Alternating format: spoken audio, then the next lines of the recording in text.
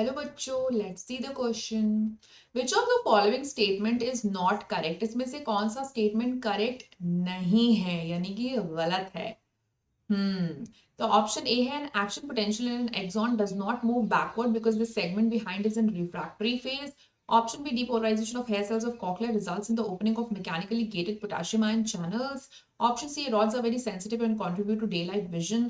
And option 4 is, in the knee jerk reflex, stimulus is the stretching of muscle and response is its contraction. अब एक एक करके हम सारे sentence को ब्रेक करते हैं।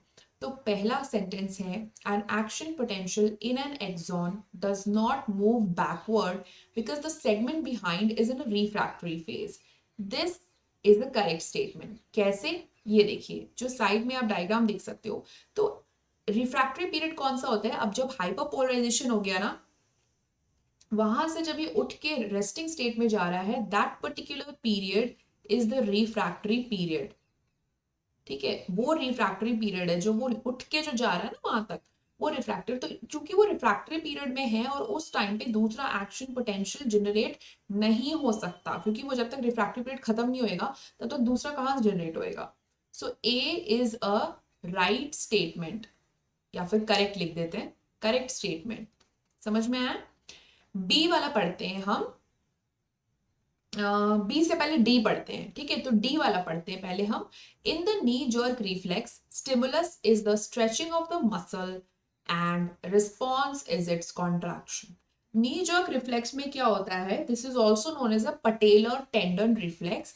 यहाँ पे डॉक्टर आपके पटेला की जो बेसिकली जो टेंडन वाला एरिया है ना, वहां पे टक से मारता है तो लेग अपने आप ऐसे ऊपर उठ जाता है, किक टाइप की हो जाती है। ठीक है, क्योंकि जो क्वाड्रिसेप्स मसल होंगे वो कॉन्ट्रैक्ट होते हैं और हैमस्ट्रिंग्स मसल वो उसको अपोज करते हैं। तो ये नी जर्क रिफ्लेक्स में होता है। तो इसका रिस्पॉन्स क्या हो रहा है? Contraction, contraction of the quadriceps muscle. तो चूंकि ये मसल जो है वो कॉन्ट्रैक्ट कर जाता है, तो ये लेग जो है ऐसे उठ जाती है तक से। ठीक है, तो या okay, so this one is also fine. let's read the second statement now. ठीक है, second statement पढ़ लेते हैं। क्या है? Depolarization of hair cells of cochlea results in the opening of the mechanically gated potassium ion channels. अभी थोड़ा सा पेचीदा स्टेटमेंट, इसको हमें डायग्राम के साथ समझना पड़ेगा। ये कह रहे हैं कि हेयर सेल्स में डीपोलराइजेशन, बेसिकली जो नर्व इम्पल्सेस जा रही है ना एक जगह से दूसरी जगह, तो वो उसकी बात कर रहे हैं। तो ये कह रहे हैं कि पोटेशियम आयन चैनल्स वहां पे खुल जाते हैं। तो क्या खुलते हैं? चलिए डायग्राम देख लेते हैं। ओके, तो मैं इस डायग्राम में आपको यहाँ पे बता देती हूँ, एक सेकेंड। तो हम एक काम करते हैं इसमें। ये जो डायग्राम है जो सेंटर में आप देख सकते हो, पहले मैं इसको इधर रब कर देती हूँ ताकि आप इस डायग्राम को अच्छे से देख पाए। ठीक है, ध्यान से देखिए इस डायग्राम को, और ये देखिए कि इसमें पोटेशियम चैनल्स का क्या हार्ड हो रहा है। हम्म तो पहले वाली जो इमेज है यहाँ पर, इस वाले इमेज में आप देख सकते हो के प्लस चैनल्स बंद है यहाँ पर। मैकेनिकली गेटेड कैटायन चैनल किसकी बात करा गया कि किया है यहाँ पे? पोटेशियम चैनल की। तो वो क्लोज है यहाँ पर अभी। ठीक है, तो एक्शन पोटेंशियल यहाँ इतना नहीं चल रहा। सेकेंड में अगर आप देखो, सेकेंड वाले इमेज में यहाँ क्या लिखा है? Potassium enters hair cells depolarizes. मतलब पोटेशियम चैनल जब खुल गए हैं यहाँ पर, mechanically gated potassium ion channels जैसे ही खुले हैं, क्या हुआ?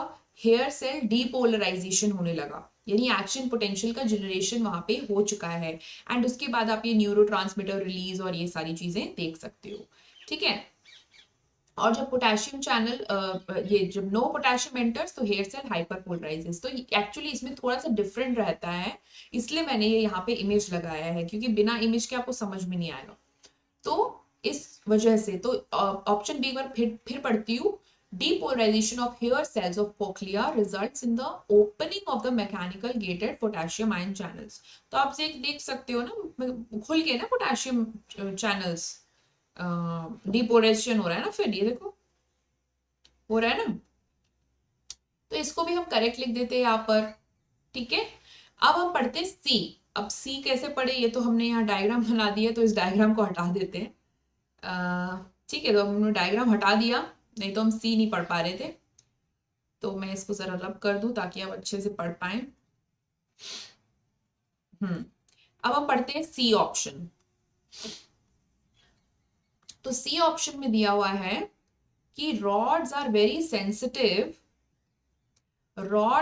sensitive and contribute to daylight vision। तो पहली बात तो रॉड्स क्या डे लाइट विजन पे नहीं, इसको याद करने का तरीका आर से रॉड, आर से रात, र से रात, र से रॉड, ठीक है। तो रॉड्स जो है नाइट विजन में एक्टिवेट होते हैं। So this is a false statement. So which is the false statement, not correct? Option C here would be the right answer. Okay, I hope you have understood all the statements nicely. Best of luck.